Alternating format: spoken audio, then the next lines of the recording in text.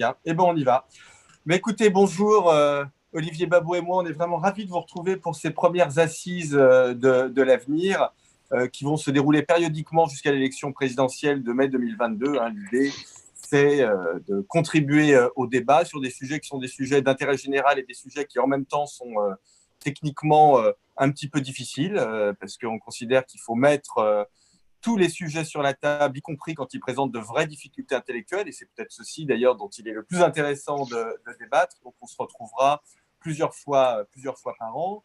On a décidé avec Olivier de vous proposer des premières assises sur la question de la décentralisation. Alors d'ailleurs, pour rendre à César ce qui est à César, c'est une idée au départ de Grégory Bozonnet qui est avec nous. Et il est clair que cette idée de proposer des assises sur la décentralisation coche un certain nombre de cases qui nous paraissent très importantes en ce moment. D'une part, dans l'agenda politique, c'est important puisque le président de la République a l'air de vouloir avancer sur cette question de la décentralisation.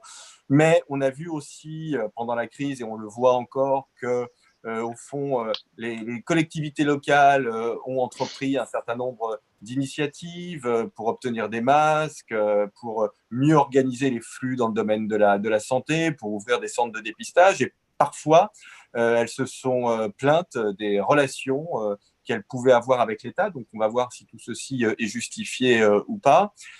Et puis, on va essayer de faire des propositions qui sont très, très concrètes pour faire avancer le débat sur ce sujet, qui est un sujet un peu technique, mais bon, qui est absolument fondamental parce qu'il s'agit au fond de la façon dont on organise notre pays, il s'agit de la façon dont on organise notre démocratie et dont on prend les décisions. Euh, Olivier co-animera avec moi cette session et puis se chargera de la conclusion. On va s'arrêter vers 11h15. Je remercie évidemment nos partenaires de la Tribune qui retransmettent ces assises qui seront disponibles sur le site de la Tribune jusqu'à l'élection présidentielle. Alors, on a beaucoup d'invités extrêmement prestigieux. Je vous les présenterai, mais enfin tout le monde les connaît, mais je vous les présenterai au fur et à mesure de la discussion. On va peut-être commencer par le président de la région Grand Est, Jean Rotner. Bonjour Jean. Alors, tout le monde, évidemment, a eu les yeux rivés sur la région Grand Est depuis le début de la crise pour des raisons essentiellement sanitaires au début, puisque c'est l'une des régions qui a été touchée le plus tôt et le plus fortement. Et pour ne pas trahir de secret, mais c'était tout à fait public, Jean, il y a quelques semaines, on était encore, je crois, confinés. D'ailleurs, tu m'avais demandé de venir participer à une discussion sur la relance de l'économie du Grand Est avec la préfète du Grand Est, Josiane Chevalier, qui est aussi parmi nous, que j'ai aussi invité, parce que j'étais tout à fait passionné par votre dialogue. Enfin, j'étais très intéressé de voir comme le dialogue entre la région et l'État fonctionnait bien. Et donc, je voulais savoir, au fond, toi qui as eu à gérer une crise d'une gravité absolument exceptionnelle et à laquelle, j'imagine, tu ne t'attendais pas, comment est-ce que tu as vécu, au fond, les relations entre l'État et la région Grand Est? Et puis, bien évidemment, puisqu'on veut être tourné vers l'avenir, ce sont des assises de l'avenir, qu'est-ce qu'on veut améliorer? Je termine juste mon propos liminaire. Évidemment, ma question est très ambitieuse, mais je propose que chacun, pour la première question, essaie de répondre en 4 minutes, que l'on puisse avoir, allez, 4 minutes, 4 minutes 30, mais non, mais que l'on puisse, on se donne les messages principaux et ensuite on essaie d'avoir une discussion. Voilà, Monsieur le Président, je te laisse la parole. Merci Nicolas, merci Olivier d'ailleurs pour cette invitation et bonjour à toutes et tous. C'est vrai que la décentralisation passionne beaucoup de monde en ce moment dans notre pays, pas qu'à l'occasion des cours de ce Covid, mais depuis quand même quelques temps. Et on a l'impression trop souvent, je trouve, que c'est une lutte entre un pouvoir central et les collectivités, entre Paris et la province. Je crois qu'il faut dépasser aujourd'hui ces slogans. Il faut surtout ne pas avoir d'idéologie. Moi, je pars d'un principe simple, c'est que ce n'est pas faire preuve de faiblesse pour l'État que de s'appuyer sur ses territoires. Bien au contraire. Et inversement, les territoires ne doivent pas tout attendre d'un État central. mais être là aussi force de proposition sur ce sujet. Et donc, aujourd'hui, cet échange y contribuera d'une manière ou d'une autre parce qu'on s'enrichit pleinement de ce travail. Et tu signalais effectivement que nous avons débuté avec l'État en région, avec Madame la préfète que je salue, qui vient d'arriver, un travail tout à fait original, parce que moi, la décentralisation, je ne l'imagine pas loin de l'État en région, mais c'est au contraire ce couple entre le préfet de région et le président de région que je suis, qui doit faire preuve aujourd'hui d'intelligence, d'agilité, d'effet d'entraînement, de mobilisation par rapport aux difficultés que nous connaissons. C'est simplement du pragmatisme. Et ce que nous venons de connaître, finalement, c'est une masterclass grandeur nature.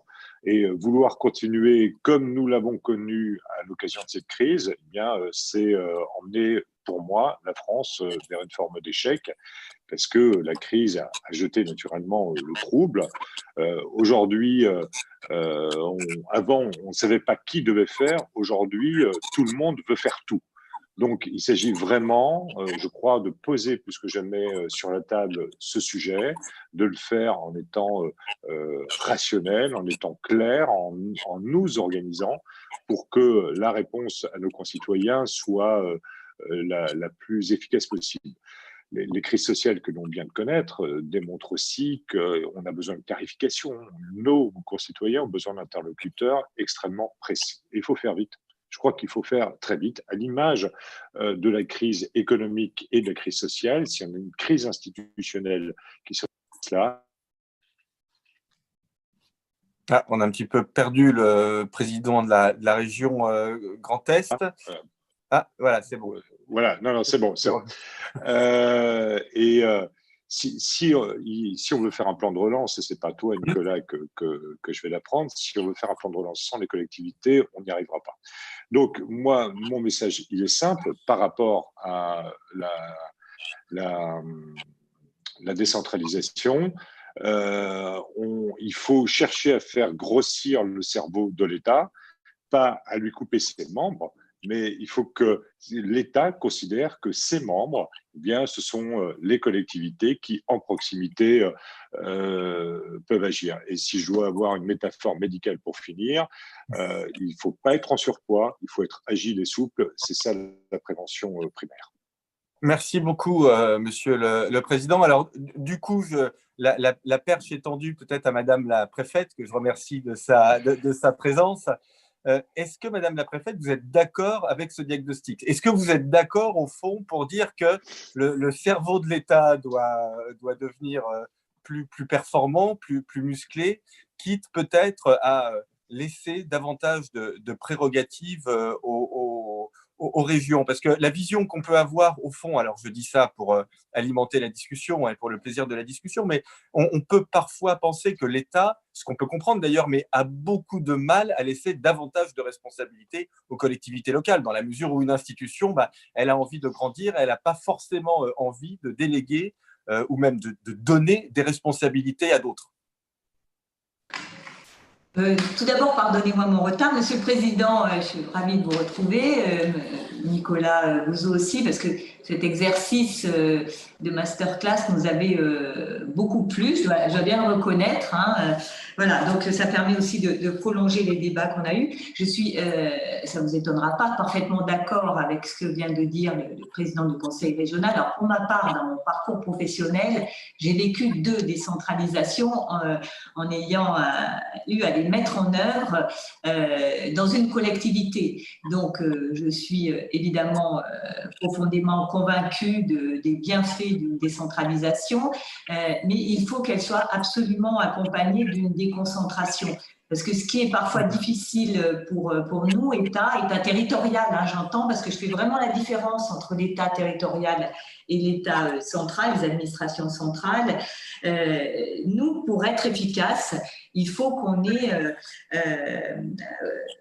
un fort pouvoir de déconcentration. Alors, il y a un élément qui n'est pas passé inaperçu dans le paysage administratif, c'est celui du pouvoir de dérogation des préfets.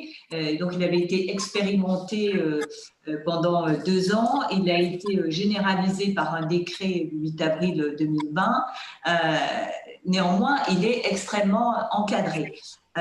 Donc ça, c'est une possibilité intéressante, mais il faut aller beaucoup plus loin. Il faut reconnaître ce que j'appellerais l'intelligence des territoires. Et l'intelligence des territoires, elle passe aussi par une clarification des compétences, moi que j'appelle de mes voeux. On a trop de compétences croisées, des millefeuilles un peu partout, mais c'est vrai aussi pour ce qui concerne l'organisation de l'État. Et si on veut que le citoyen puisse se reconnaître là-dedans, il faut évidemment clarifier les compétences. Clarifier les compétences, ça veut peut-être dire revoir entre les différents niveaux de collectivité les attributions de compétences. Moi, je considère aussi que la décentralisation, elle veut dire responsabilité. Quand on décentralise une compétence, il faut qu'ensuite l'État ne revienne pas par un autre biais sur ce qui a été décentralisé, et il faut que les collectivités, de leur côté, assument ces responsabilités. Personnellement, j'ai vu une expérience assez particulière d'une collectivité à statut particulier, pas du tout ce qui va être fait au niveau de la collectivité européenne d'Alsace. C'était une collectivité à statut particulier qui avait reçu de la part de l'État des compétences, mais après qui revenait pour l'État pour les assumer, par exemple celle des déchets, ce qui était quand même assez incroyable. Donc c'est peut-être pas le bon exemple à évoquer, mais moi je crois qu'il y a vraiment ce principe de responsabilité des collectivités qui est aussi important sur la compétence qui a été décentralisée. Et une responsabilité qui va bien sûr au niveau de l'utilisation des deniers publics dont on est tous responsables, qu'on soit à l'État ou en collectivité. Donc moi je crois beaucoup à cette décentralisation, déconcentration. Je crois qu'il faut vraiment qu'on arrive à mettre en acte cette confiance. On l'a vu au niveau de la gestion de crise quand on a été dans des moments très difficiles. Heureusement qu'on a eu une réactivité des territoires. Et je le disais, en cellule de crise, par exemple, pour moi, c'était des services, peu importe leur appartenance, mais qui se sont mis dans cette mission d'intérêt général. Le Premier ministre, quand il a vu un petit peu la manière dont on a fonctionné dans le Grand Est, et en particulier pour le volet économique, il a vraiment dit qu'ici, il avait trouvé une action publique un peu décomplexée. C'est-à-dire, par exemple, sur le domaine sanitaire, on a vu qu'on a été capable de travailler secteur public, secteur privé. Je pense à ce qui s'est passé au niveau des hôpitaux, des cliniques, mais également les professionnels de la médecine libérale. Donc, je crois que c'est cette action publique-là qu'il faut peut-être retenir et se dire qu'on est certainement capable, si on a plus de pouvoir et de responsabilité, d'apporter au niveau du citoyen. Donc, on a ce Business Act que nous avons souhaité co-animer, co-construire avec le président du conseil régional. Je vois qu'il y a beaucoup d'attentes là-dessus. Hier, j'ai été en communication avec le président de la Chambre régionale d'agriculture qui vraiment a beaucoup insisté là-dessus. Il compte beaucoup sur le binôme qu'on constitue, Monsieur le Président. Je n'ai pas eu l'occasion de vous faire état de cette conversation hier. Mais on voit qu'il y a une très, très forte attente des acteurs du territoire. On a eu cette crise, mais cette crise, elle peut avoir des atouts si on nous fait confiance. À la fois au niveau, bien sûr, du président du conseil régional, mais également au niveau des services de l'État. Ouais, je crois que c'est quelque chose qu'on ressent tous, hein, cette demande au fond d'une prise de décision plus locale. Et je retiens notamment cette idée qui me semble très forte, selon laquelle la déconcentration est complémentaire de la décentralisation. Et si on veut faire les choses bien, il faut essayer de traiter les deux sujets à la fois. On verra peut-être tout à l'heure comment on s'y prend en pratique. Mais je voudrais peut-être à ce stade écouter François-Xavier Priolo, le maire de Louviers, qui est aussi président délégué de la communauté d'agglomération Seine-Eure, qui est vice-président de la région, donc qui a une vision extrêmement complète du fonctionnement des territoires et de l'enchevêtrement possible des compétences, d'ailleurs, qu'évoquait aussi Madame la préfète. Est-ce que ce millefeuille dont on parle, écoute, depuis que je suis tout petit, et François-Xavier, je pense qu'on peut trahir un secret, c'est qu'on a le même âge, on entend parler de cette question du millefeuille. Est-ce que c'est quelque chose, toi aussi, que tu ressens, est-ce que, puisque tu as différents niveaux de responsabilité, notamment dans le domaine économique, hein, sur lequel on a travaillé, toi et moi, pendant la crise, puisqu'on a même commis un article commun qui a été d'ailleurs publié par notre partenaire d'aujourd'hui, la Tribune. Est-ce que c'est vraiment un problème que tu juges comme étant paralysant, notamment dans le domaine de l'action économique? Ça fait une trentaine d'années, en effet, qu'on parle du millefeuille. Je suis moi-même un peu une incarnation d'une grosse partie du millefeuille, à l'exception du département. Et en fait, si on replace un peu les choses de façon plus générale, la décentralisation, c'est une question d'organisation des pouvoirs. Mais on s'attache peut-être trop à organisation qu'à pouvoir. Et en fait, l'idée, c'est de pouvoir faire. Et donc d'avoir la meilleure organisation qui nous permet de faire de façon rapide, de façon agile, de façon efficace. Et moi, ce que je vois, c'est que si on réfléchit à un nouvel acte un peu fondateur et une nouvelle étape forte de la décentralisation, il faut regarder quels sont les résultats qu'on veut atteindre. Moi, je vois trois grands principes. Le premier, c'est qu'il faut que cette réforme-là nous permette d'agir et de travailler en réseau plutôt qu'en silo. C'est-à-dire qu'il ne faut pas réfléchir à des actes de décentralisation collectivité par collectivité, puis chacun va travailler dans son monde. On a une expérience intéressante depuis 2 ans qui est le programme national Cœur de Ville, où on voit qu'on a mis autour de la table différents partenaires, à la fois publics et privés. Madame la préfète le disait tout à l'heure, la crise sanitaire, elle a montré qu'on avait besoin aussi de ce partenariat territorialisé entre les différents échelons de collectivité, mais aussi entre le public et le privé. Et c'est ça l'agilité, la citoyenneté, c'est qu'on met tout le monde autour de la table et on est vraiment sur cette logique d'une décentralisation en réseau. Le deuxième sujet, c'est qu'il faut s'intéresser d'abord au fond plutôt qu'à la forme. Et il faut plutôt, à mon avis, promouvoir une décentralisation des projets plutôt qu'une décentralisation des fonctions. Et on le voit avec la loi NOTRe, la réforme des périmètres, des intercommunalités, on est sur des logiques de projets de territoire. Et donc, la décentralisation, elle doit être au service des projets de territoire qui ne sont pas uniformes, évidemment, d'un endroit à l'autre du pays, qui ont leurs spécificités. Et ça, c'est toute l'idée de la différenciation. Et qu'en fait, ça articule à la fois les différentes compétences des uns et des autres, que ce soit l'État ou les collectivités, que ce soit le niveau décentralisé ou déconcentré. Et il ne faut pas forcément vouloir donner systématiquement les mêmes compétences à tout le monde, parce que les problématiques des territoires ne sont pas les mêmes.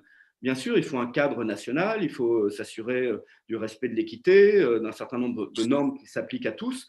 Pour autant, il faut aussi redonner un petit peu de marge de manœuvre et aussi peut-être aux préfets. Et que, prendre l'exemple des dotations de soutien à l'investissement. Aujourd'hui, et ça peut se comprendre, on a l'État qui dit « moi, je veux soutenir et favoriser l'investissement local dans telle et telle direction ». Sauf que parfois, sur des projets de territoire qui peuvent être très intéressants, on ne peut pas activer tel ou tel levier ou tel financement de l'État parce qu'il ne rentre pas dans les cases.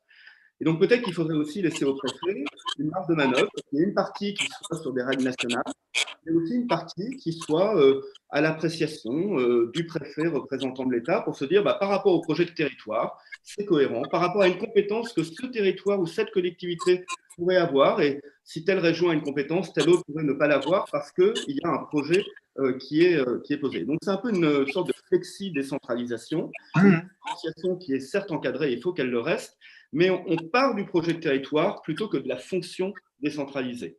Et puis, le troisième pilier de ce que pourrait être un peu un acte un petit peu fort, c'est de considérer qu'on fait cette grande réforme de la décentralisation, non pas parce qu'on ne peut pas faire autrement.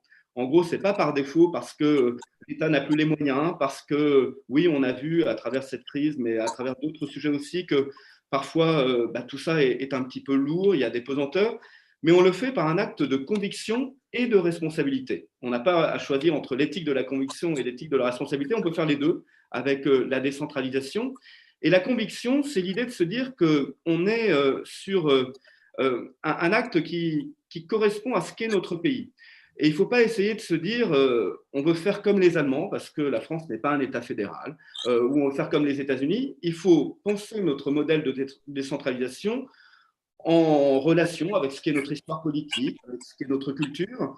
Et donc, il faut le faire aussi sur mesure et dans une vision du pays, de ces territoires. Et puis, c'est un acte de responsabilité. Là, très clairement, en effet, responsabilité financière, parce qu'aujourd'hui, d'abord, c'est de la bonne gestion des deniers publics que de ne pas dupliquer au niveau central, au niveau local, entre différents échelons, cette décentralisation et la dépense publique. Et puis, c'est un acte à travers la responsabilité de proximité. Et pour rapprocher aussi les citoyens de l'échelon de décision, et c'est aussi ça la subsidiarité, c'est très important. Je vais vous prendre un exemple très concret. La région Normandie, elle a repris, dans le cadre d'un accord et avec l'État et avec la SNCF, la gestion des lignes intercités de la SNCF. Parce que c'était une ligne, le Paris-Rouen, Le Havre ou Cherbourg, qui était une ligne parmi tant d'autres pour la SNCF. Et donc, il n'y avait pas d'attention particulière apportée à cette ligne. Le fait de la reprendre à l'échelon régional fait qu'on y prend aussi les coûts afférents, mais on y porte une attention particulière parce que les usagers, on les a tous les jours en face de nous. Et donc, on est beaucoup plus préoccupé par la qualité du service. Et donc, cette décentralisation, et là, elle est à la carte parce que toutes les régions ne l'ont pas fait, ce choix-là, mais on voit que ça peut être par rapport à une problématique spécifique. On a une problématique de train en Normandie qui n'est pas la problématique dans d'autres régions. Nous, la solution, ça a été de reprendre la compétence, mais on ne demande pas à ce que toutes les régions la reprennent. Et donc là, on est dans cet exemple vraiment aussi de décentralisation et responsabilité. Voilà un peu ce qui pourrait être des grands principes pour avancer de façon pragmatique, en effet, sans idéologie, avec un seul objectif, c'est comment est-ce qu'on tient compte de notre environnement. Et on voit bien qu'il y a des impulsions, et des impulsions qui vont être données, c'est des nouveaux couples, c'est EPCI région, c'est aussi région Europe, et c'est paradoxalement l'État et le maire. Et on a vu, à travers la crise sanitaire, que ce couple, il est très fort entre le préfet et le maire également en proximité. Oui, c'est vraiment très, très original et très fort, je pense, que ce que tu proposes, François-Xavier. On y reviendra tout à l'heure. Je salue le maire de Cannes qui vient de me rejoindre, David. Agnès Michel, on voulait absolument que tu sois parmi nous parce que tu es une spécialiste de l'industrie, de l'environnement. Et moi, une question me taraude. Alors, je te demande d'y répondre là encore en 4 minutes, malheureusement, mais une question me taraude depuis quasiment la nuit des temps. Puisqu'on se pose évidemment énormément de questions et pas que des questions sur le développement durable.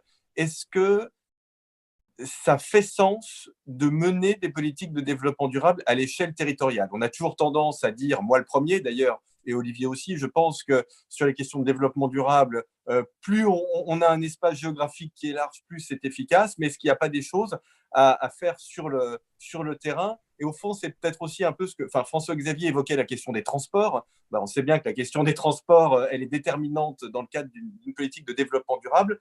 Est-ce que ça a du sens de décentraliser aussi ce champ-là de la politique publique?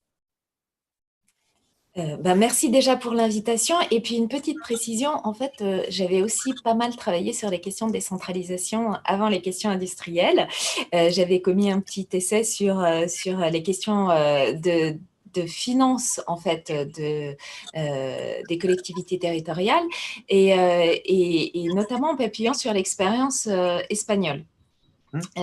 Parce que c'est intéressant. En fait, par rapport à tout ce qui vient d'être dit, il y a toujours une question qui revient sur la table, c'est comment on fait des politiques appliquées au niveau territorial. Et la question, c'est qui décide et quand on dit qui décide, on dit en fait qui paye. Et aujourd'hui, dans la situation franco-française, on est sur une autonomie financière pratiquement inexistante en réalité. C'est-à-dire qu'on a une loi de finances qui a une partie, c'est les fameux jaunes budgétaires qui sont en fait les décisions votées au niveau national sur les budgets des collectivités territoriales.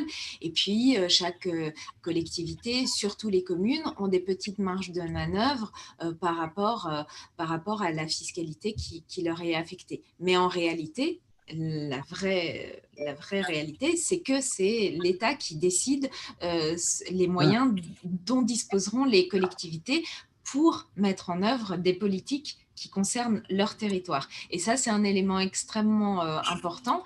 C'est en fait, s'il doit y avoir, et je le souhaite, un troisième acte de la décentralisation, il faut absolument que les collectivités puissent mettre en œuvre ce principe qu'on utilise dans l'environnement, mais qui devrait être aussi fait au niveau de la représentation citoyenne, c'est-à-dire le décideur-payeur, c'est-à-dire que un maire, un président de conseil régional, le département c'est un petit peu à part parce que pour le coup ils ont une autonomie extrêmement limitée, puissent fixer le niveau de fiscalité qui concerne l'ensemble des citoyens qui sont dans sa collectivité et faire ensuite des politiques locales qui sont liées à ce financement et que les deux se répondent en fait et qu'on dise voilà, sur cette période on aura un petit peu plus d'imposition parce qu'on lance des projets qui sont importants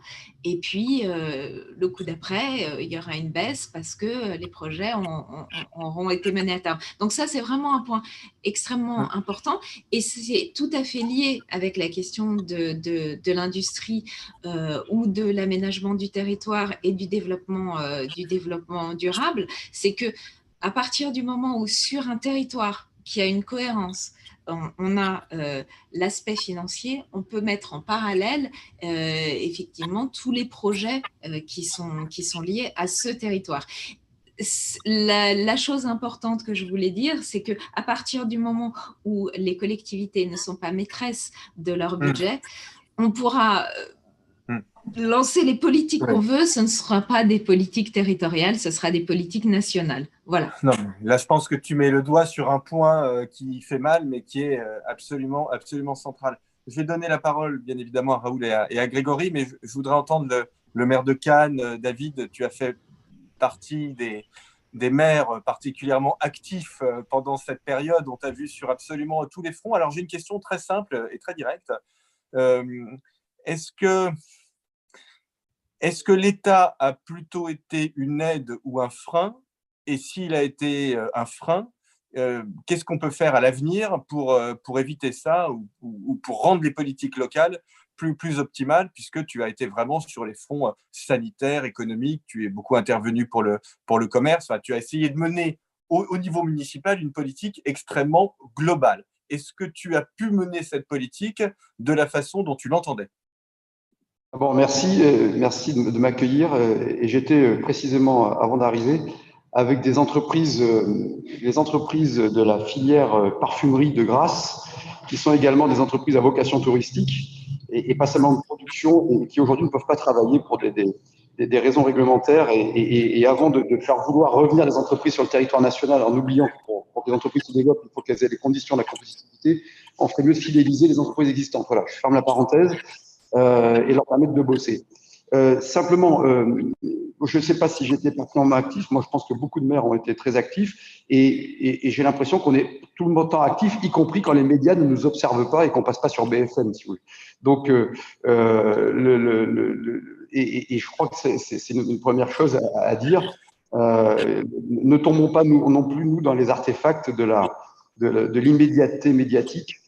Qui peut traduire une activité, et tant mieux si elle a été perçue ainsi pour moi, mais qui n'est qu'une loupe. À un moment donné, je pense qu'aujourd'hui, les maires en France, les maires de France, vraiment bossent beaucoup et bossent plutôt bien. Ensuite, est-ce que l'État a été partenaire ou pas, les relations avec l'État déconcentré dans mon arrondissement sont excellentes. Donc, parce qu'on a affaire à des fonctionnaires qui sont intègres, compétents et qui y croient encore malgré tout ce qu'ils affrontent. En revanche, non, l'État n'a pas été, dans mes initiatives, n'a pas été partenaire, mais je ne lui demandais pas d'ailleurs d'être spécialement partenaire. C'est-à-dire qu'il faut aussi que les élus locaux ne tombent pas dans le paradoxe qui consiste à toujours se plaindre de tutelles plus ou moins cachées de l'État et à réclamer l'intervention de l'État. Donc moi, je réclame ma liberté d'agir, ma responsabilité, y compris pour lever l'impôt, pour rendre des comptes face aux citoyens sur la façon dont on lève l'impôt, dont on distribue l'argent public, et c'est ce que je reproche beaucoup aux réformes récentes, c'est que en fait, elles s'inscrivent dans une logique, une fois de plus, je pense notamment à la taxe d'habitation, de nationalisation de l'impôt, donc de perte de responsabilité. Pour aller dans l'entonnoir et dans la problématique, je pense que, il me semble en tout cas, que on ne peut pas distinguer ou dissocier la question de la décentralisation de celle de la reconstruction de l'État dans ses missions fortes. Moi, je suis très attaché à la puissance de l'État sur ses fonctions d'universalité de service sur le territoire national, et je pense bien sûr la police, la justice, la santé et un patrimoine commun d'éducation par l'éducation nationale. Et sur ces 4 items, sans même parler de la défense nationale, où il y aurait beaucoup de choses à dire sur l'état de notre armée et sur l'état de notre diplomatie, donc sur pas simplement les fonctions régaliennes anciennes, mais avec également la santé et l'éducation, le problème, c'est qu'on est face à une subsidiarité inversée. Très souvent, moi je crois à la subsidiarité, le terme est techno, mais je pense que la règle qui devrait s'appliquer, c'est la liberté d'agir. Donc, que quel que soit l'échelon, que l'on arrête de focaliser sur les organisations administratives, que ceux qui ont une responsabilité d'exercer un pouvoir puissent l'exercer et rendre des comptes face à posteriori. Donc, pour jeter rapidement quelques idées, pas être trop long, mais la subsidiarité inversée que j'ai constatée, c'est quoi? C'est quand l'État n'assume plus ses missions. C'est-à-dire que cet État qui surprélève plus qu'ailleurs, on a le record du monde des prélèvements obligatoires en raison en particulier du système social et d'une discussion fiscale, bon, eh bien, est très défaillant dans ses fonctions de base. Donc, on est obligé de se substituer à lui. Donc, c'est une sorte de subsidiarité inversée. Hein, c'est-à-dire que c'est l'échelon, le proximité qui se substitue à l'échelon plus grand qui n'assume pas les missions pour lesquelles il a été inventé. L'État a été inventé pour protéger le groupe. Et donc, très concrètement, quand il y a eu le confinement, donc une disposition légale à réglementer les déplacements, j'avais dit de façon un peu méchante que c'était bien à l'image d'une certaine forme de soviétisation de la société française, c'est-à-dire qu'il nous fallait des tests, on a eu des formulaires, quoi, voilà, pour se déplacer. Et donc, il fallait faire appliquer ce confinement. C'était comme ça, il fallait le faire appliquer. On était obligé d'en passer par le confinement parce qu'on n'avait pas de masque, parce qu'on n'avait pas de test et parce que les autres pays étaient dans la même situation. Eh bien, dans la réalité, je suis en zone police, des policiers nationaux bien formés, des gens bien. La police municipale a adressé 7 fois plus de PV que la police nationale. Le produit de ces PV va uniquement à l'État. Donc, ce n'était pas une motivation d'ordre pécuniaire. Donc, c'est une expression parmi tant d'autres d'une plus grande efficacité d'un échelon de proximité qui se sent responsable des résultats que d'un échelon national. Et je pourrais vous multiplier les exemples. Le fait qu'on ait pallié les services de l'État dans leurs fonctions de base.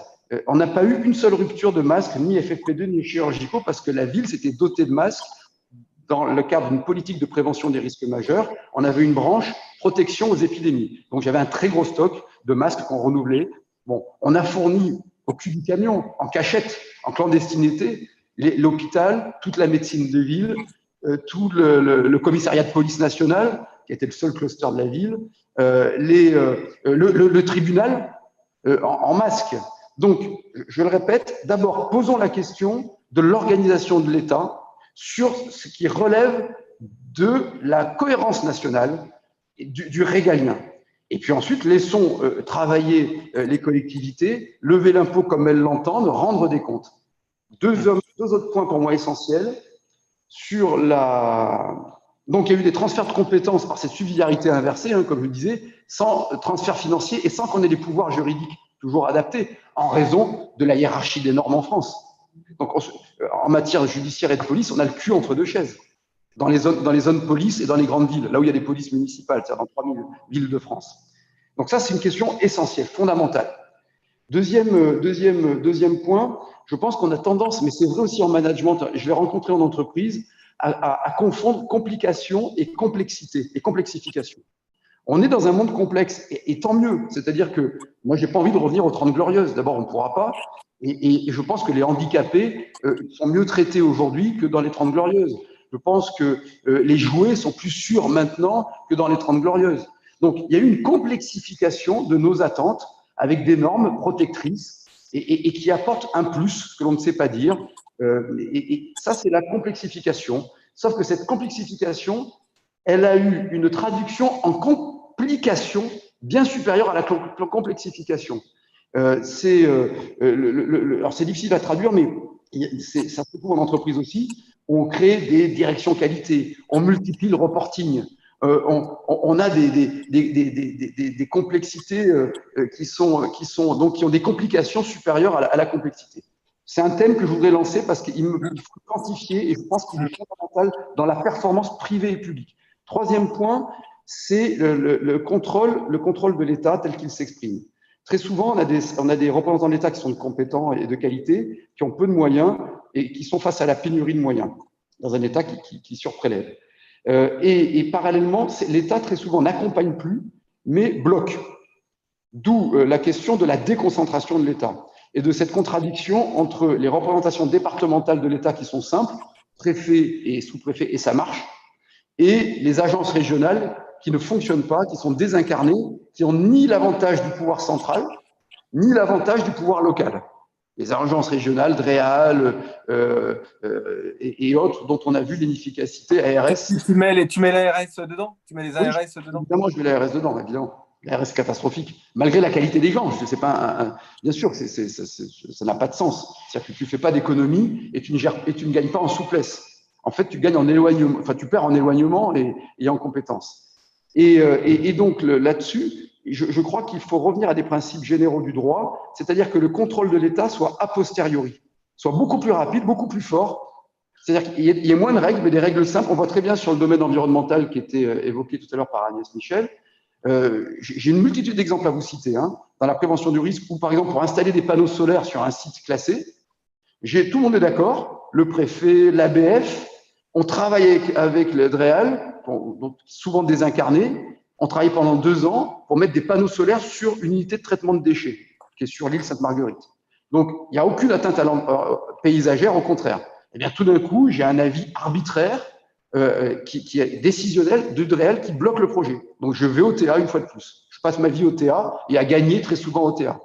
Donc, on doit avoir un État qui doit veiller au respect des règles, qui doit être renforcé dans le régalien judiciaire, qui doit contrôler les élus et les administrations de façon forte, avec des sanctions fortes et rapides, mais a posteriori.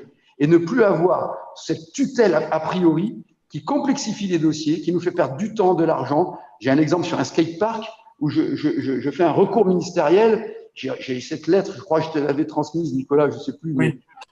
qui est ubuesque. Quand tu dis ça, pour faire un skatepark sur la Croisette, eh bien, j'ai besoin d'un décret du ministre des Transitions écologiques et du transport, etc., Madame Borne. Bon. Et bien sûr, j'ai un refus, alors qu'on a travaillé avec la DDTM, avec la DREAL locale, et on a un refus qui est non motivé. Parce que le site, c'est soi-disant classé, alors que c'est un truc qui a été construit dans les années 50, tout le monde est d'accord. Moi, je veux engager ma responsabilité politique sur ce skatepark. Les gens me vireront, me garderont, s'ils sont contents ou mécontents du skatepark. Voilà, c'est quelques données générales. Non, très intéressant. Et qui renvoie aussi à la notion, le dernier point, d'arbitrage d'intérêt général. Je pense qu'il faut donner la capacité au préfet et au maire de rendre des décisions positives d'arbitrage d'intérêt général lorsqu'on est face à des contradictions normales juridiques ou doter les tribunaux administratifs d'un pouvoir arbitral plus fort pour qu'on aille plus vite et qu'on reconnaisse cette notion d'intérêt général. Ok, merci beaucoup David. Alors, avant de donner la parole à Grégory et à Raoul, je voudrais quand même faire réagir la préfète, Madame Chevalier, parce qu'au fond, j'entends 2 choses dans ce qui a été dit. La première chose, c'est que, alors, vu votre position, je ne sais pas si vous pourrez me répondre, mais je tente quand même. La première chose, c'est que les relations entre les collectivités locales et l'État déconcentré fonctionnent sans doute de façon plus fluide que les relations entre les collectivités locales et l'État central, mais peut-être aussi que les relations entre l'État déconcentré et l'État central. Ça, c'est la première chose. Et puis la deuxième chose, c'est que je ne peux pas ne pas vous faire réagir aux provocations, entre guillemets, amicales du maire de Cannes sur l'échelon régional versus l'échelon départemental, et notamment sur le rôle, c'est vrai, des ARS qui ont été assez critiqués pendant cette crise. Je vais vous dire, en écoutant à la fois Monsieur Priolo et puis Monsieur le maire de Cannes, moi je bois du petit lait, je vous le dis très, très simplement. Je suis parfaitement d'accord avec tout ce qui a été dit, ça vous étonnera absolument pas non plus. Alors je parle en mon nom, mais c'est aussi des choses que j'ai régulièrement fait remonter. Les relations entre l'État déconcentré et l'État central, elles sont très difficiles. Vous avez cité, Monsieur le maire de Cannes, l'exemple de la DREAL. La DREAL est sous ma responsabilité en tant que préfète de région, et je vais vous prendre un exemple très récent qui m'a fait un peu sortir de mes gonds.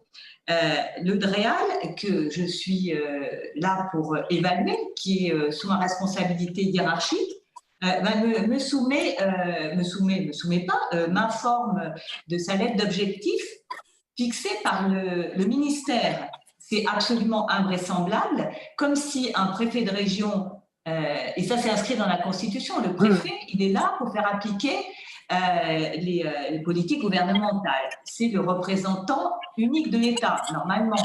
Voilà, et on a, par la réorganisation de l'État, donné un pouvoir, j'allais dire même un contre-pouvoir vis-à-vis des préfets, en particulier au DREAL.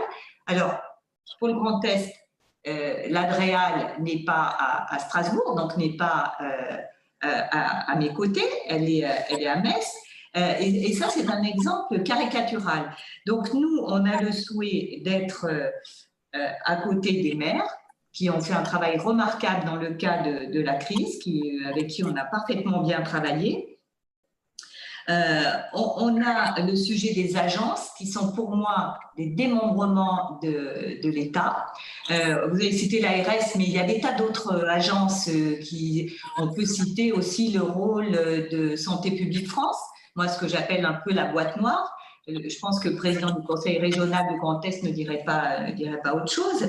Et notre problème, c'est vraiment celui de la déconcentration. Moi, j'ai eu l'occasion d'échanger avec le président de la République lorsqu'il est venu en Corse à l'occasion du grand débat, mais il ne dit pas autre chose que ce que j'entends des élus. Le sujet, c'est quand même celui des administrations centrales qui ne font pas les efforts de réduction d'effectifs, mais qui préfèrent les faire porter sur les administrations déconcentrées.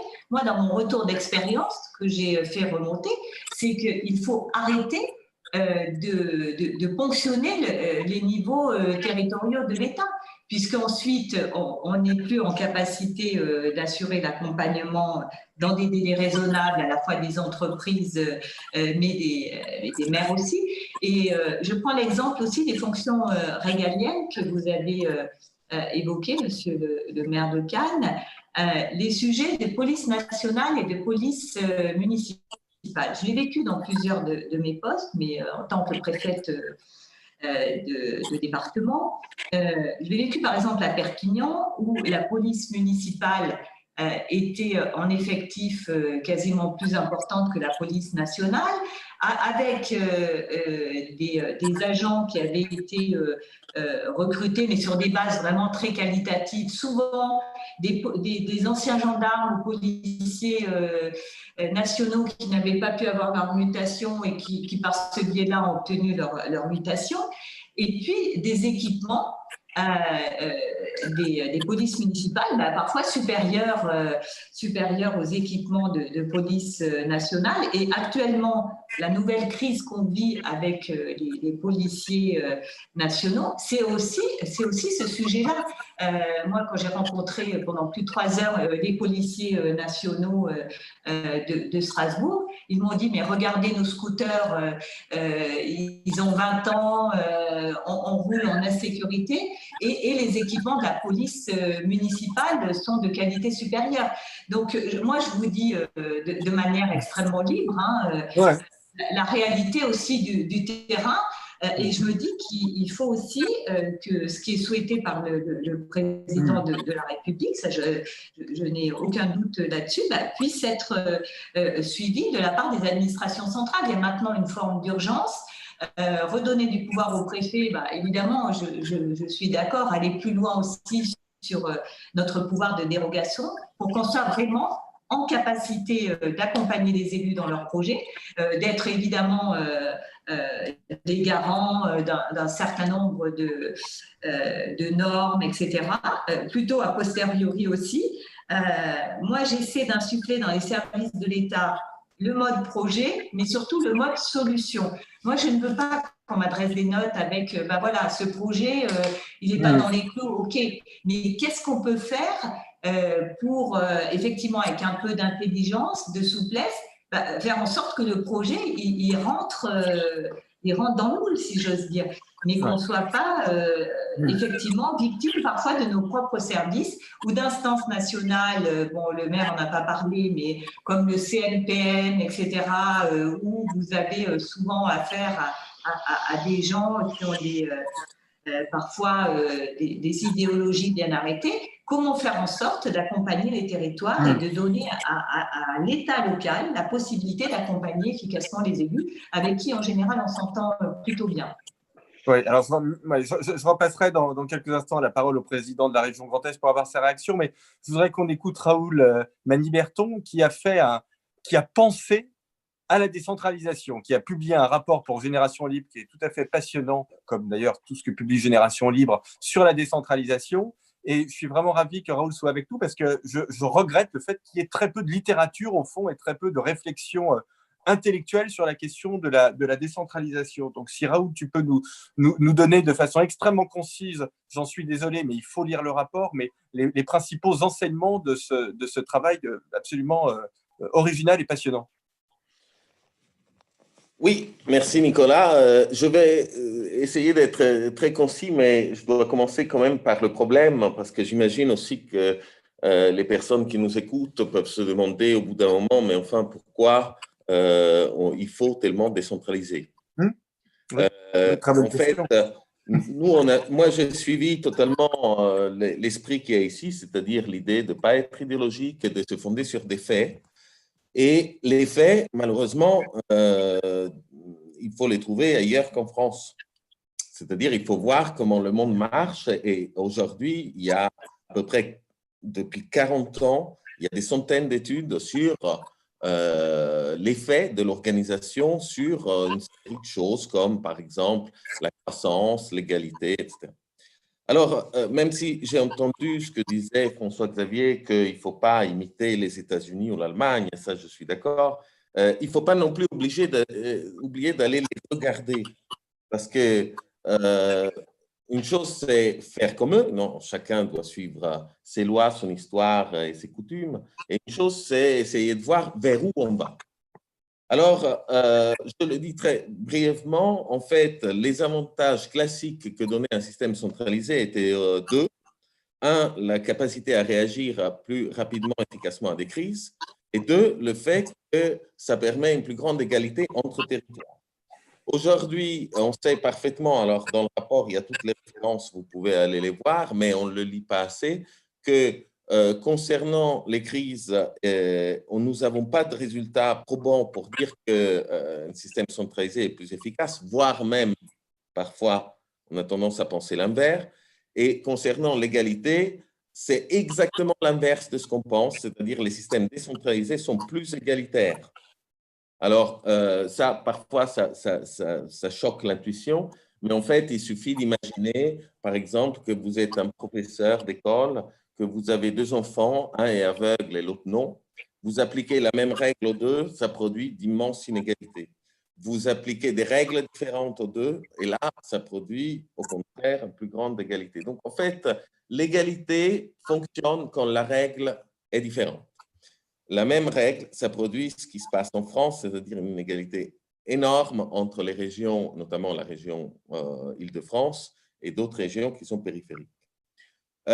Une fois que la chose est dite et que ça explique pourquoi, d'ailleurs, dans tous les pays, il y a une tendance à la décentralisation, hein, il n'y a pas qu'en France, les différents pays européens, la France a assez échoué sa décentralisation, mais elle a tenté, il y a eu plusieurs lois qui ont été rappelées tout à l'heure. La question qui se pose, c'est qu'est-ce que ça veut dire décentraliser? Quelle décentralisée marche? Quelle décentralisation?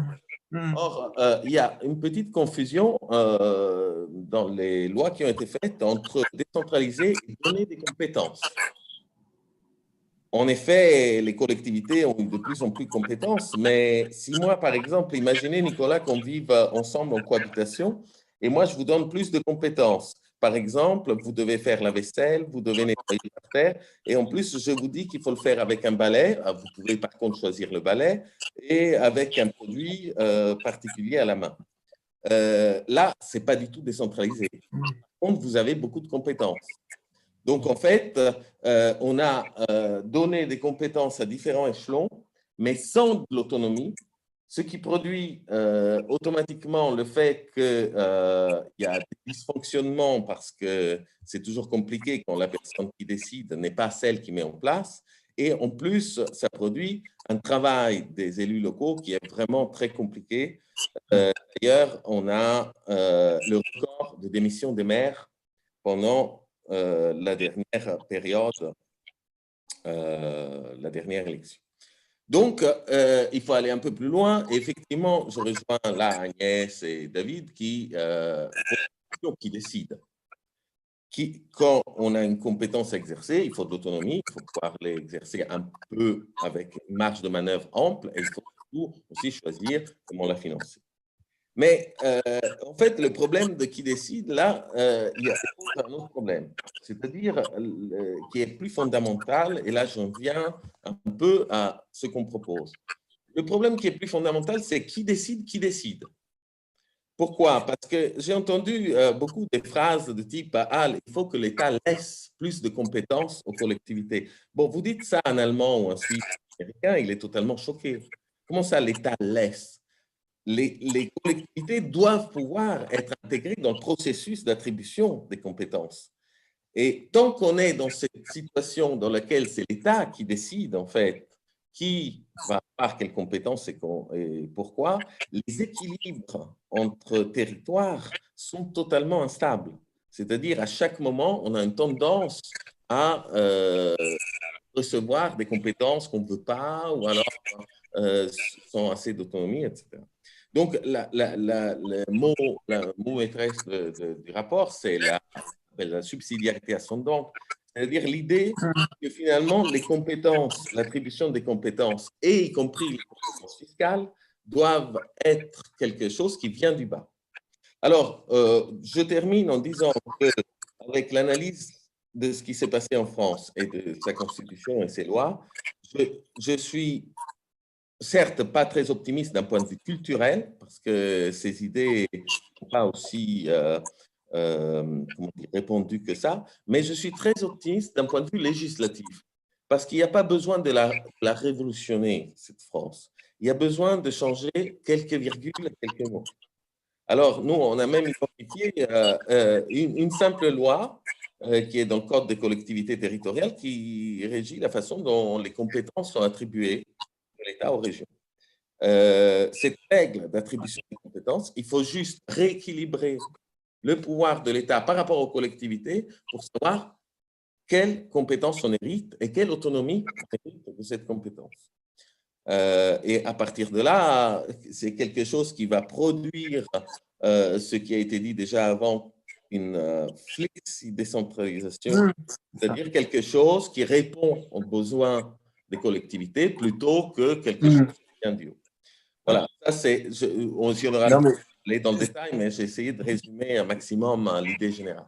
Non, mais c'est limpide et ce qui est très encourageant, c'est que je trouve qu'il y a des correspondances vraiment très, très intéressantes, notamment avec ce que proposait François-Xavier Priolo, en effet, sur cette décentralisation. Alors, le terme est sans doute pas bon, mais à la carte.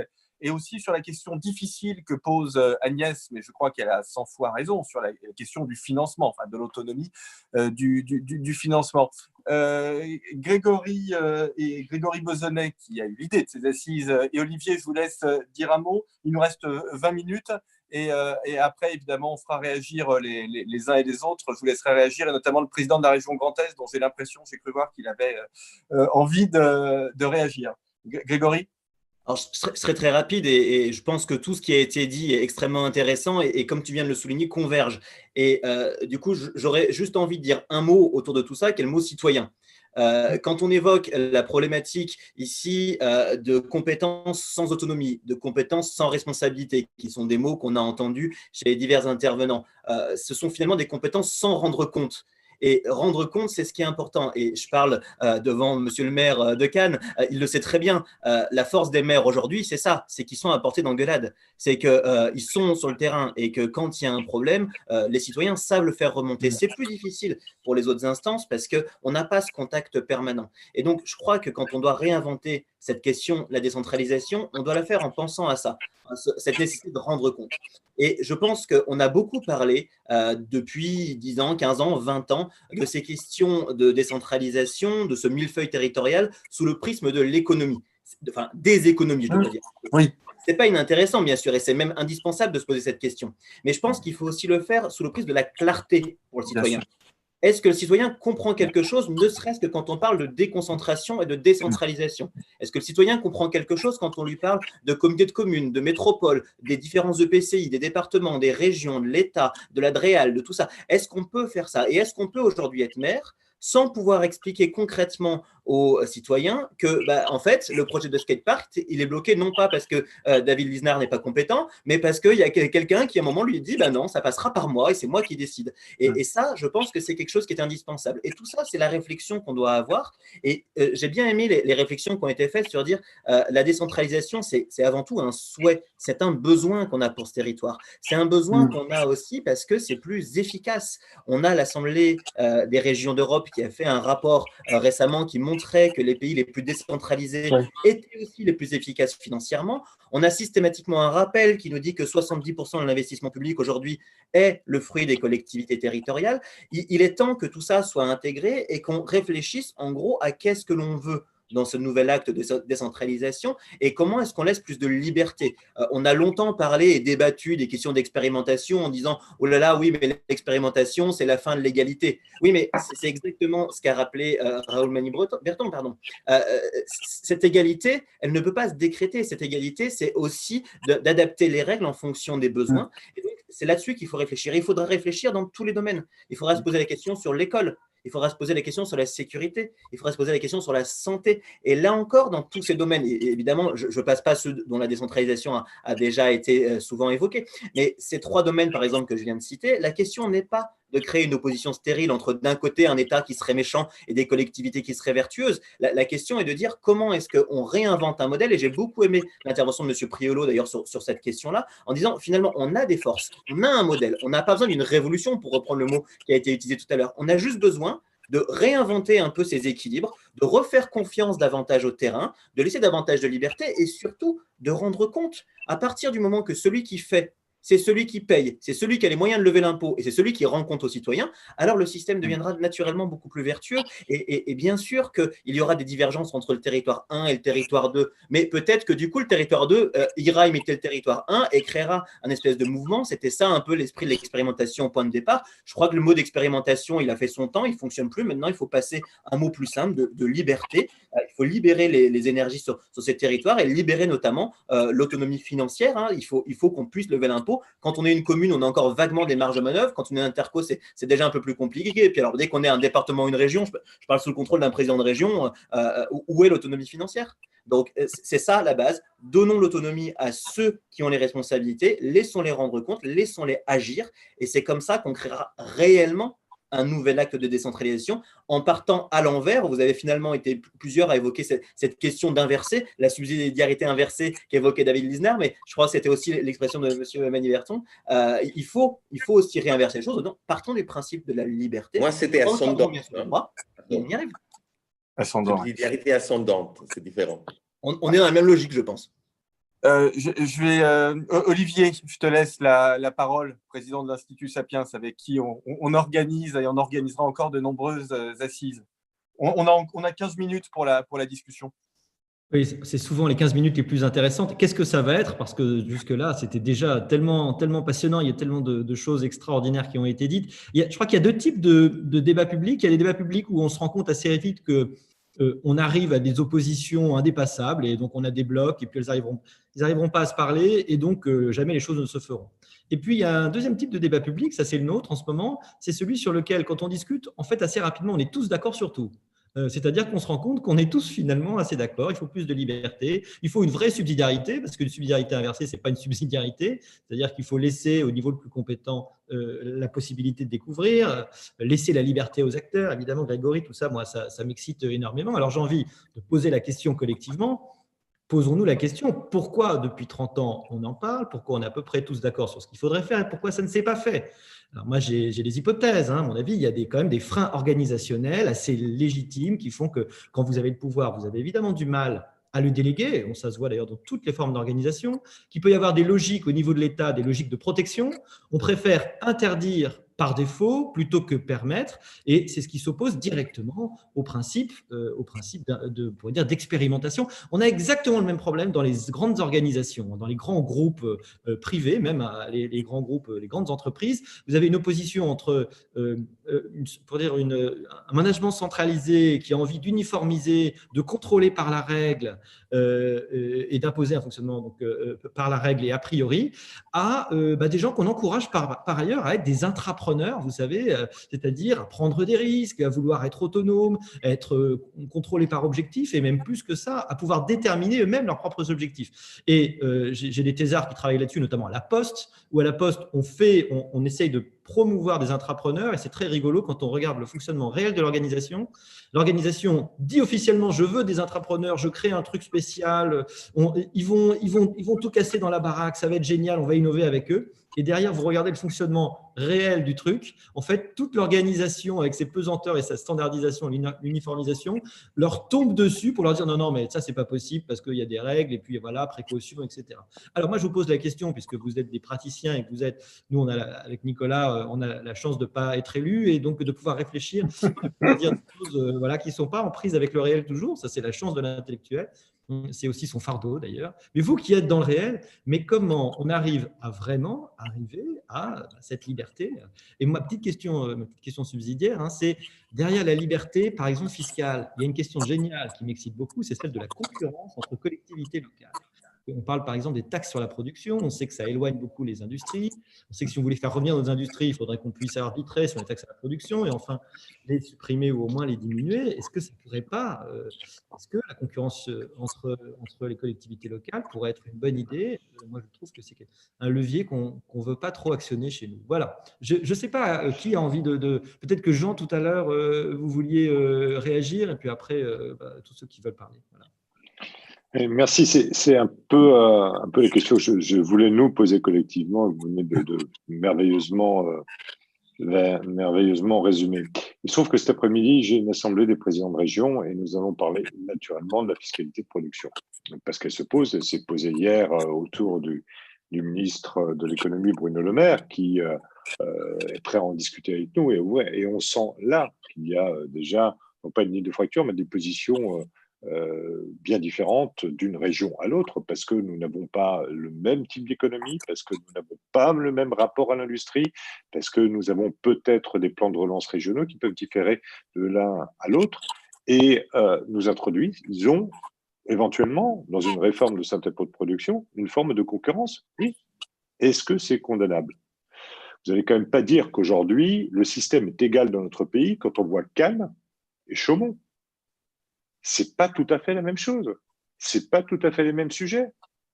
Et je connais très bien David et son volontarisme, le dynamisme qu'il mène à la tête de sa collectivité et il travaille merveilleusement bien. Mais ce qui m'a frappé quand même dans ses propos, c'est que c'est toujours un homme de combat. Il se retrouve toujours finalement au tribunal administratif. Quelle perte d'énergie négative alors que c'est un gars qui est rempli d'un bonheur du rôle qui est le sien, qui voit sa ville et son territoire avec une énergie extrêmement positive, mais pour aller au bout de ses projets, pour aller au bout de ses convictions, il se retrouve devant le tribunal administratif. Et ça, je trouve que c'est une perte de temps absolument fantastique. Agnès avait parfaitement raison aussi, c'est celui qui paie qui décide.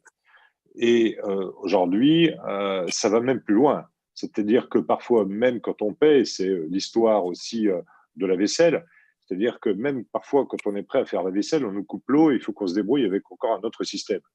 Ça devient quand même très compliqué. Je prends pour exemple, depuis 2004, nous avons par exemple la responsabilité de la formation du monde paramédical. C'est extrêmement important et ça concerne à la fois les communes, les conseils départementaux, naturellement les régions.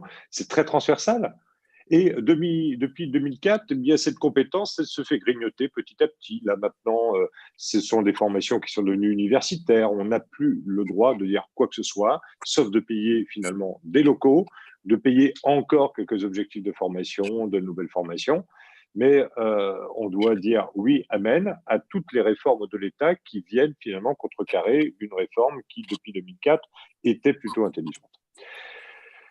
Et Olivier a parfaitement raison, quand on s'écoute les uns les autres, quand on écoute ce débat en France, on est tous d'accord finalement sur OK, il faut y aller. Et après, on rentre dans des jeux d'acteurs, dans des rapports de force. C'est ce qu'on est en train de vivre en ce moment. Est-ce que le président de la République joue sa succession en 2022 ? Est-ce qu'il joue les régions contre les départements ? Est-ce que de temps en temps, il coagule de trop avec les maires et c'est dangereux pour les autres ? Donc, c'est toujours ce rapport un petit peu faussé, plutôt que de poser le débat finalement de manière tout à fait sereine, positive, venant effectivement d'en bas, à partir, et ça a été mes premiers mots en disant, et ça a été dit aussi, il ne faut pas tout attendre de l'État, il faut que nous soyons, nous aussi, pourvoyeurs de solutions. Moi, j'y crois fortement, c'est en tout cas ce que je m'efforce de faire aussi avec Madame Chevalier au quotidien.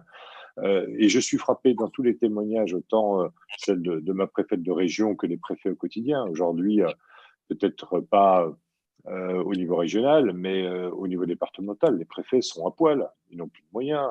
Ils n'ont plus les moyens de faire leur boulot. Il faut aussi dire les choses telles qu'elles sont, parce que petit à petit, ce que le témoignage de Madame Chevalier était assez édifiant. Effectivement, il y a aujourd'hui des choix qui sont faits au niveau central, et nous en avons payé les conséquences. La morale finalement de la crise que nous venons de vivre, c'est que il n'y avait pas véritablement de chef unique. Il y avait un sous-chef, un sous-chef à chaque étage. Et chaque fois, il fallait que depuis la région, les uns et les autres, nous en ferions. Et ça compliquait beaucoup les choses. Donc, moi, je crois qu'en tout cas, il y a une volonté de décentralisation. Il ne faut pas prêcher l'inégalité. Ça, c'est le fameux process central. Il faut que nous soyons égaux les uns les autres sur tous nos territoires. Enfin, on n'est quand même pas égaux en matière de prise en charge de santé aujourd'hui. Là, j'ai peut-être un petit différent avec ce que David a pu dire tout à l'heure. Moi, je considère qu'aujourd'hui, s'il peut y avoir un cadre régalien en matière de santé, la définition aujourd'hui de l'organisation et de la stratégie de la santé, elle doit revenir plus que jamais au territoire. C'est indispensable. Moi, j'ai proposé dans le cadre du Ségur de la santé, même que les régions, à l'image de ce qu'elles ont fait, par exemple sur les lycées, puissent devenir propriétaires, gestionnaires des murs hospitaliers et du matériel hospitalier, de telle manière à ce que nous soyons à la fois dans l'aménagement du territoire, dans des choix qui parfois ne sont pas des choix économiques, mais qui sont des choix de rationalisation, d'équipement, de proximité, d'assumer des déficits et de ne pas être dans une logique simplement de fermeture, mais vraiment à l'échelle d'un territoire régional, d'une forme d'égalité de répartition des infrastructures hospitalières. Il y aura encore des discussions. Qu'il y ait un cadre de prise en charge, c'est normal, mais qu'à l'intérieur de ce cadre, on nous laisse libre et qu'on nous laisse en capacité, là aussi, d'avoir une forme d'autonomie financière. Le Grand Est, vous le savez, est particulièrement bien placé à côté de la Suisse, de l'Allemagne, du Luxembourg, de la Belgique. On peut voir au quotidien à la fois la force et parfois la fragilité aussi, ou les difficultés du système fédéral ou du système allemand. Mais il y a une véritable autonomie et il y a un travail de confiance qui s'établit entre les uns et les autres. Moi, ça fait maintenant 4 ans que je suis élu régional. Je trouve dommage qu'en 4 ans, le président de la République n'ait pas trouvé le moyen de réunir une seule fois les présidents de région autour de lui pour en discuter. Je trouve ça un peu dommage. Angela Merkel, pendant la crise, c'était toutes les semaines. Toutes les semaines, elle avait des présidents de région autour d'elle. Il y avait une coordination qui ait pu se faire. La Belgique, ça a été la même chose. Voilà. Est-ce que c'est un défaut de confiance? Est-ce que c'est parce que c'est pas notre rôle? Donc finalement, notre rôle aujourd'hui, après la crise sanitaire, il y a la crise économique, il va y avoir la crise sociale qui va déboucher derrière. Ça nécessite qu'on l'anticipe. Et quand on construit avec Madame Chevalier, comme nous le faisons maintenant depuis plusieurs semaines, un business act, et que nous le faisons à 2, régions et États, ça veut dire, ça dit bien les choses, c'est-à-dire que là aussi, nous devons nous bouger région et que l'État en région doit bouger de la même manière. Et il faut que nos discours, nos éléments de langage soient exactement les mêmes parce que nous avons les mêmes interlocuteurs, peut-être à des moments différents, mais nous avons les mêmes interlocuteurs. Et parfois, c'est difficile. Et Madame la préfète me l'avouait l'autre jour, certains services de l'État, comme des élus sont dans la salle, ne parlent pas de la même manière que quand il y a uniquement des correspondants de l'État. Je trouve ça dommage.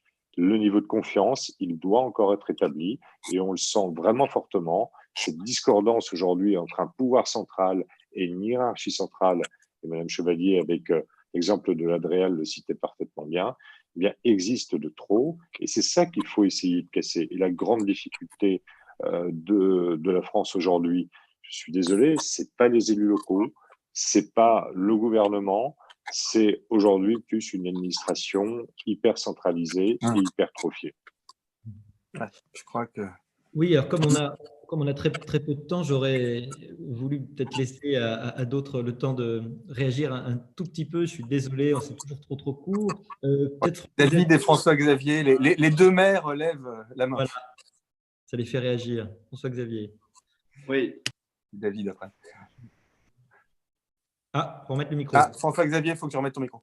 Voilà, c'est bon là. Ouais. Ouais.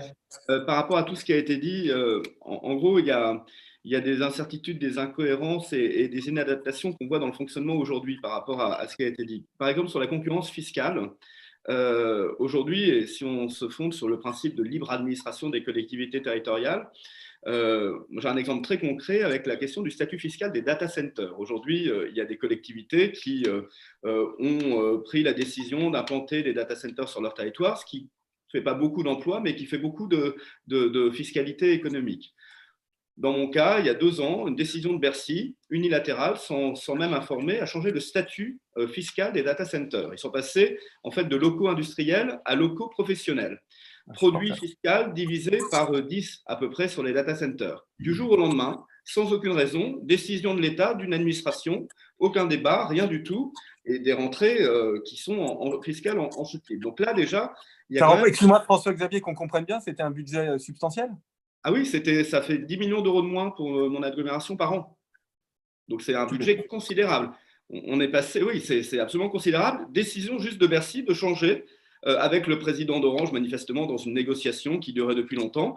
Et d'une année sur l'autre, on change complètement ce statut fiscal et aucune mesure de lissage, rien du tout. Donc, vous avez des projets d'investissement et un budget pluriannuel d'investissement du jour au lendemain et vous l'apprenez uniquement par la notification de votre recette fiscale. Deuxième sujet, quand on dit, Agnès Michel dit à juste titre, c'est celui qui paye, qui décide. Ben non, la réalité, souvent, ce n'est pas ça du tout. Je prends la question de la politique de la ville avec l'ANRU. Moi, j'ai un projet d'ANRU régional. Mon projet, il est à 20 millions d'euros. L'État met 2 millions. Mais c'est l'État qui fixe toutes les règles de ce qu'on a le droit de faire, financer, etc. Donc, nous, on met 18 millions, les différents partenaires, mais c'est celui qui met 2 millions qui décide de ce qu'on a le droit de faire, ceux qui mettent 18 millions.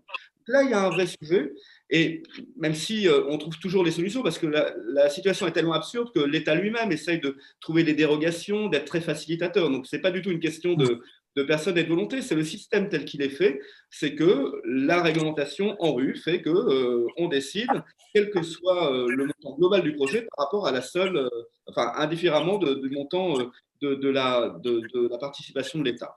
Et puis, enfin, on parlait de la police, et David Lisnard parlait tout à l'heure de police municipale, police nationale. Moi, j'ai un énorme problème d'effectifs de police nationale, parce que le département de l'Eure, il n'est pas du tout attractif, parce qu'il n'y a pas de primes.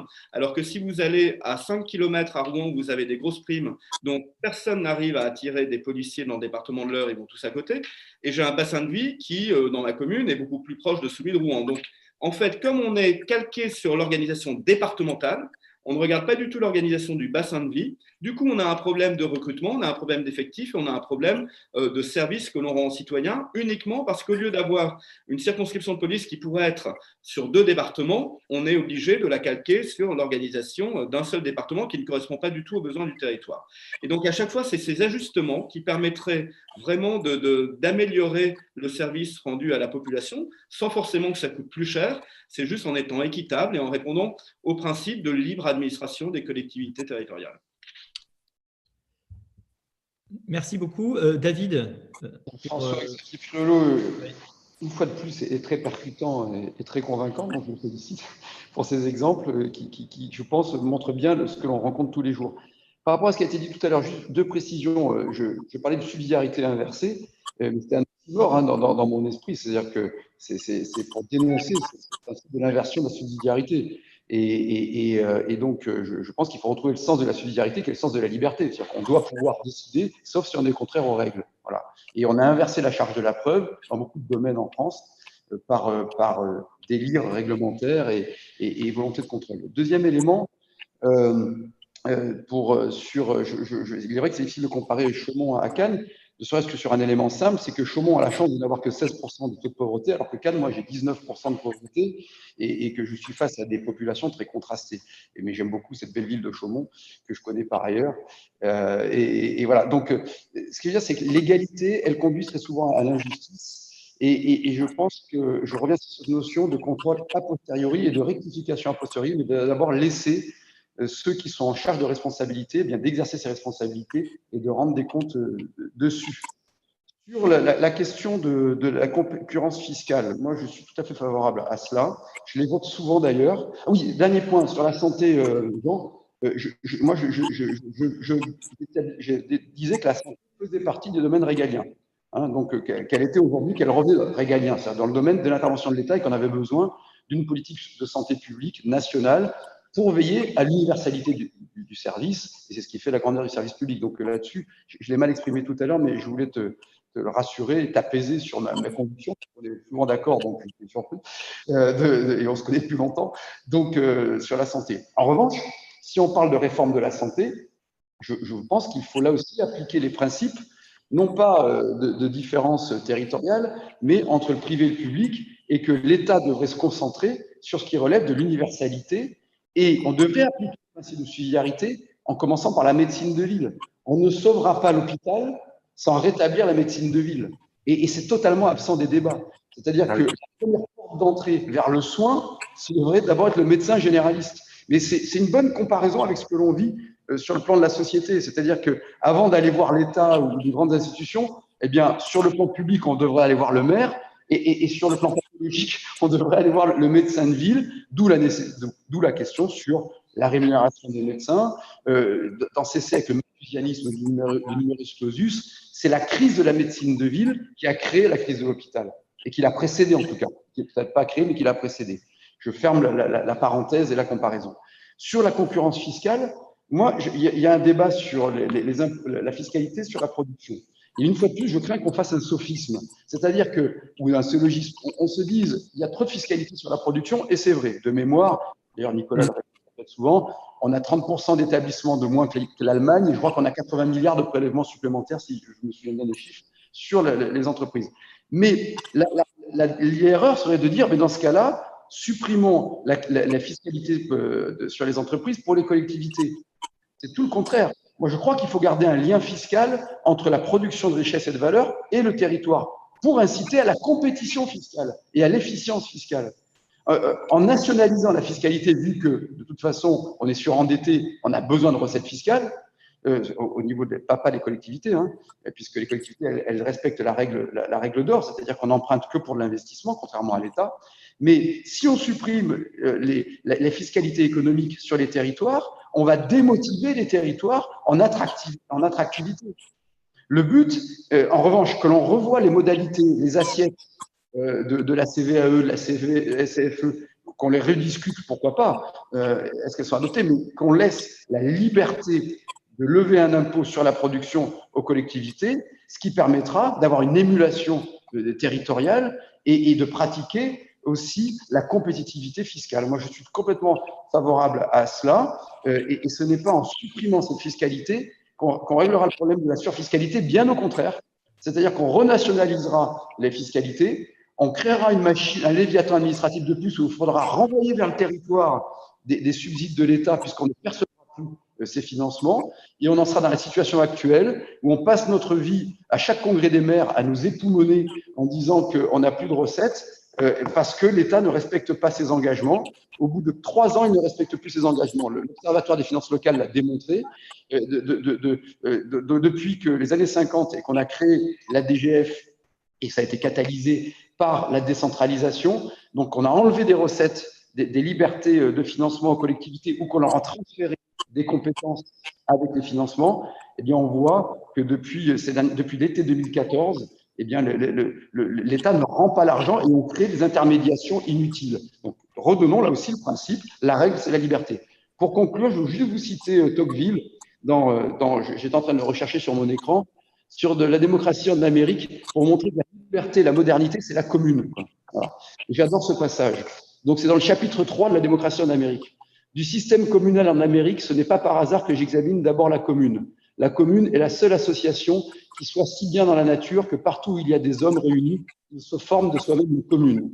La société communale existe donc chez tous les peuples, quels que soient leurs usages et leurs lois. C'est l'homme qui fait les royaumes et crée les républiques. La commune paraît sortir directement des mains de Dieu. Mais si la commune existe depuis qu'il y a des hommes, la liberté communale est chose rare et fragile. Plus loin, parmi toutes les libertés, celle des communes, qui s'établit si difficilement, est aussi la plus exposée aux invasions du pouvoir. Plus loin, la liberté communale échappe donc, pour ainsi dire, à l'effort de l'homme. Elle se développe presque en secret, etc. Et oui, c'est pourtant dans la commune que réside la force des peuples libres. Les institutions communales sont à la liberté ce que les écoles primaires sont à la science. Elles la mettent à la portée du peuple. Elles lui en font goûter l'usage paisible et l'habituent à s'en servir. Sans institution communale, une nation peut se donner un gouvernement libre, mais elle n'a pas l'esprit de la liberté. J'arrête là et ce sera ma conclusion. Je vole la parole en 2 secondes pour la laisser à Olivier Babot, mais je voudrais signaler ce qui est très peu connu. Je ne m'attendais pas à ce que tu cites Tocqueville, mais que Tocqueville est décédé à Cannes et que je mène actuellement un très gros lobbying auprès du maire de Cannes pour qu'il mette une plaque à l'endroit où il est décédé, mais je ne sais pas du tout si ça marchera. On avait déjà fait une année Tocqueville, mais il faut que ce soit tous les jours Tocqueville à Cannes, et tu as raison, et on va faire ça et tu seras invité, évidemment. Ça va dépendre du tribunal administratif. Oui, c'est ça. Merci. Hélas, le temps est passé d'autant plus vite que tout ça était évidemment passionnant, mais il vaut mieux probablement être frustré qu'ennuyé. Vous savez, la phrase qu'on prête à Montaigne, mais je ne suis même pas sûr je crois qu'elle est apocryphe, mais que éduquer, ça n'est pas remplir un vase, c'est allumer un feu. En tout cas, nous, je crois qu'il ne s'agissait pas de fermer des portes, il s'agissait d'allumer évidemment le feu de ce débat qui est absolument passionnant. La vidéo va rester sur le site de la Tribune. Il y a des actes qui vont être faits. On va continuer dans cette discussion qui vient de commencer seulement avec nous, avec vous, puisque c'est les premières assises aujourd'hui. Grégory et Nicolas se joignent à moi pour vous remercier tous très chaleureusement d'avoir bien voulu répondre à notre invitation et bouleverser vos agendas pour certains pour arriver à être présents. Merci beaucoup, c'était vraiment absolument passionnant. On a plein de choses qui sont ouvertes, donc on va continuer à réfléchir dans les mois qui viennent. Et puis, ne désespérons pas de la confiance, de la liberté, de la responsabilité. Merci à tous. Merci à tous et très bonne journée. À très bientôt. Merci à tous.